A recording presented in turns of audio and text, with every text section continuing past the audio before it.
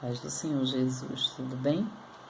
Hoje nós damos continuidade à nossa série de estudos do Grupo Débora do século XXI e hoje é a quarta parte, que fecha esse mês de janeiro, que é o estudo sobre a vida espiritual.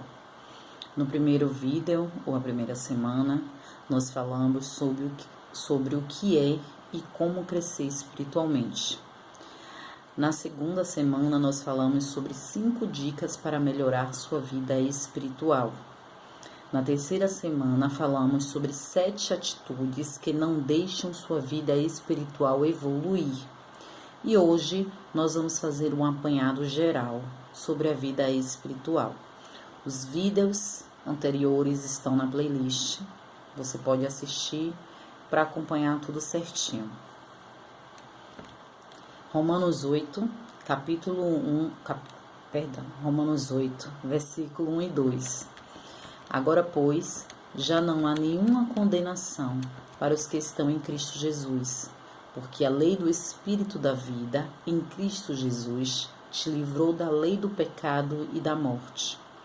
O capítulo 8 da carta aos Romanos pode ser considerada um tratado de espiritualidade cristã.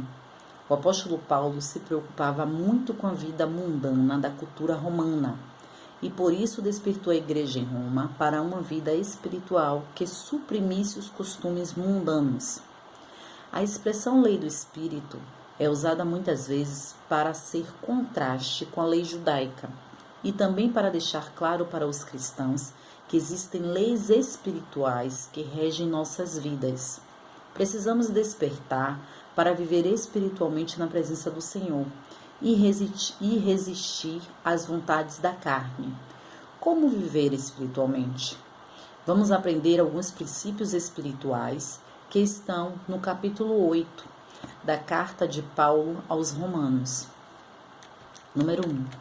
Existe uma luta entre a carne e o espírito. Romanos capítulo 8, versículo 4 e 6 diz: a fim de que o preceito da lei se cumprisse em nós, que não andamos segundo a carne, mas segundo o Espírito. Porque os que se inclinam para a carne cogitam das coisas da carne, mas os que se inclinam para o Espírito, das coisas do Espírito. Porque o pendor da carne dá para a morte, mas o do Espírito para a vida e paz. A primeira constatação de Paulo como pastor para a igreja em Roma é que precisavam entender a luta entre carne e espírito. Essa luta é invisível, mas quando a pessoa se desperta espiritualmente, começa a fortalecer o espírito para que este vença os desejos da carne. Porém, quando a pessoa vive apenas carnalmente, o seu espírito fica amortecido. Número 2. Precisamos vencer a carne para viver em espírito. Romanos capítulo 8, versículo 9 e 10.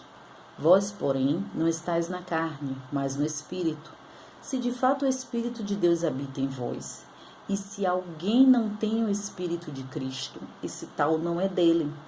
Se, porém, Cristo está em vós, o corpo, na verdade, está morto por causa do pecado, mas o Espírito é vida por causa da justiça. A carne gera desejos contraditórios ao Espírito, e o Espírito não pode ser visto ou sentido, mas quem se alimenta espiritualmente consegue nutrir sua vida e entender o que é espiritual. O espírito só pode ser percebido quando a carne é amortecida, deixando de satisfazer os seus desejos. Número 3. O Espírito Santo que habita em nós e nos dá uma nova vida. Romanos 8, capítulo 8, versículo 11. Se habita em vós o Espírito daquele que ressuscitou a Jesus dentre os mortos, esse mesmo que ressuscitou a Cristo Jesus dentre os mortos, vivificará também o vosso corpo mortal, por meio do seu Espírito que em vós habita.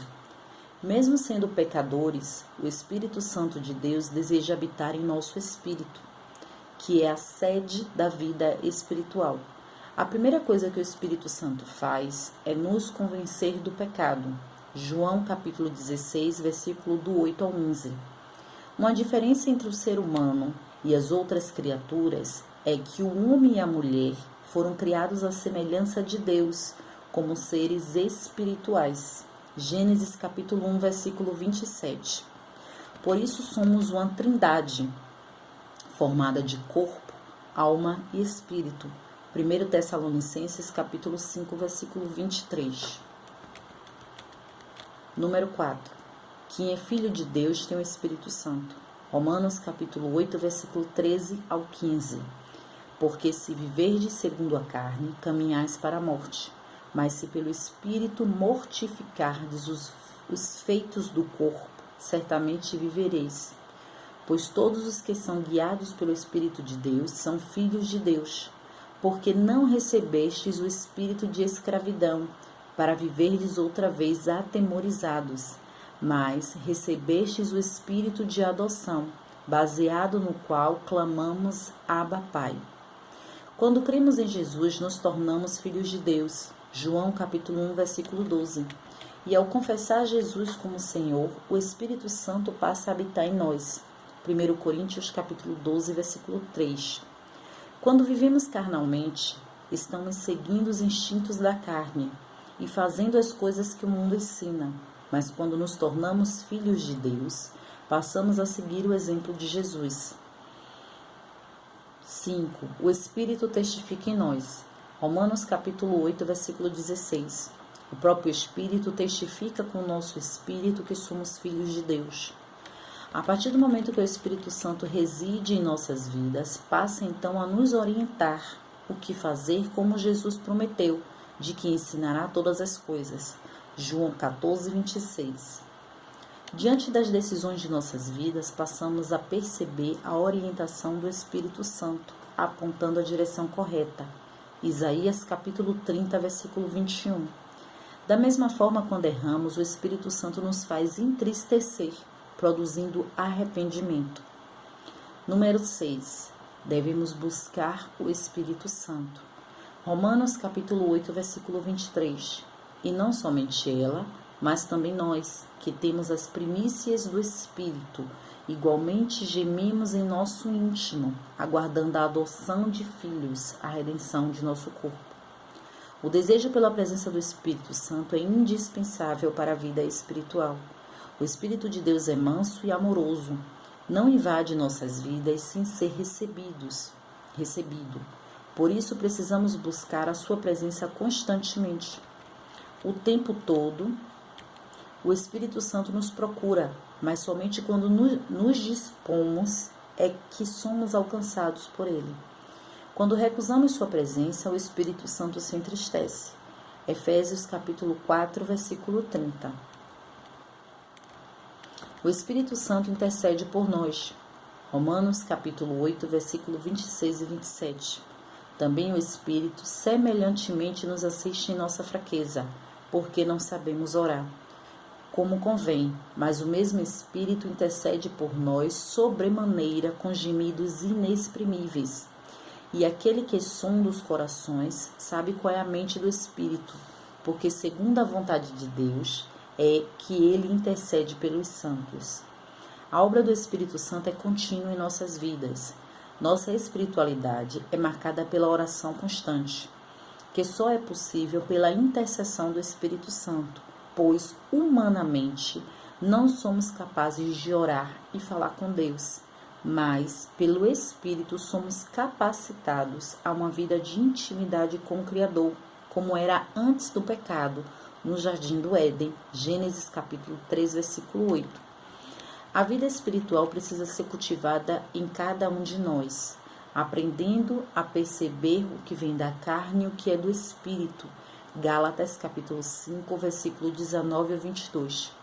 Este é um exercício constante para a vida cristã, que não podemos descuidar, mas se esforçar ao máximo para viver espiritualmente a vida abundante que Jesus prometeu. João 10:10. Deixe o Espírito Santo conduzir sua vida e com certeza não sentirá falta do que a carne proporciona, que são prazeres passageiros. O Espírito Santo está em você. E aqui nós encerramos a nossa série de estudos baseada na vida espiritual. E, como eu falei, esse estudo ele foi dividido em 4 partes, para não ficar muito grande. Cada semana nós estudamos um tópico. E hoje aqui nós encerramos, e no próximo mês, agora que já é fevereiro, nós já vimos com outro tema de estudo na mesma divisão de 4 partes. Cada semana um vídeo explicando um pouco sobre o tema. Nesse mês nós falamos sobre a vida espiritual. E o que mais me ressalta em todo o estudo, em todo o conteúdo do estudo, é a constância que nós temos que ter na busca por Deus. É a frequência que nós temos que ter na busca por Deus. É tornar Deus prioridade de minha vida e fazer disso uma frequência. Todo dia, todo momento que eu puder, sempre estar em busca. Não só em oração, não só em jejum, não só em estar na igreja, em querer fazer parte do corpo de Cristo, mas também em leitura da palavra, em estudo, em ensino, porque é através da palavra que nós iremos conhecer o Deus a qual nós servimos. É através da palavra que nós passamos a entender a vontade de Deus para as nossas vidas. É através da palavra que nós enxergamos o que Deus quer de nós. Então, eu deixo para vocês toda essa série de estudos para vocês estarem lendo, digerindo, colocando em prática, se analisando. No grupo Déboras do século XXI, que é um grupo de WhatsApp, um grupo para mulheres, está a apostila completa desse estudo. Se você não faz parte do grupo, eu vou deixar o link para que você possa clicar e ir direto para o grupo. E lá você vai ter acesso à apostila do estudo, tá bom? Então, eu agradeço desde já a atenção.